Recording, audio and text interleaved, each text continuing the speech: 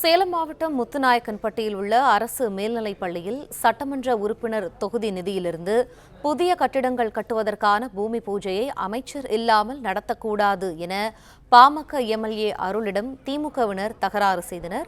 பூமி பூஜையை தடுத்து நிறுத்த திமுகவினர் முயன்ற நிலையில் போலீசார் தலையிட்ட பிறகு பூமி பூஜை நடைபெற்றது.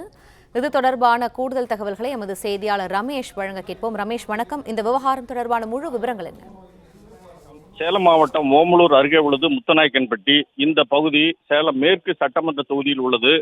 இந்த முத்துநாயக்கன்பட்டியில் உள்ள அரசு மேல்நிலைப் பள்ளியில் ரூபாய் 4.5 கோடி மதிப்பில் புதிய கட்டடங்கள் கட்ட பூமி பூஜை செய்ய சேலம் மேற்கு பாமக சட்டமன்ற உறுப்பினர் அருள் ஏற்பாடு செய்திருந்தார். இதனையடுத்து அருளும் பாமக நிர்வாகிகள் சிலரும் இன்று காலை முத்துநாயக்கன்பட்டி பகுதியில் உள்ள அரசு மேல்நிலைப் பள்ளிக்கு சென்று பூமி பூஜை செய்ய ஏற்பாடு செய்தனர்.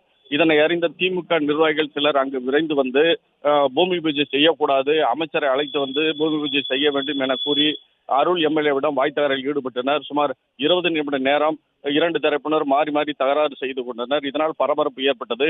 இதனை அறிந்த காவல்துறை அதிகாரிகள் உடனே அங்கு கூடுதல் போலீஸ் பாதுகாப்பு குவித்தனர். பின்னர் போலீசார் அங்கு விரைந்து வந்து இரண்டு தரப்பினரும் சமாதானம் செய்தனர். பின்னர் தற்போது பாமக சட்டமன்ற உறுப்பினர் அருள் தலைமையில் பள்ளியில் பூமி பூஜை நடந்து வருகிறது. இதனால் முத்துநாயக்கன்பட்டி பகுதியில் பரபரப்பு ஏற்பட்டிருக்கிறது.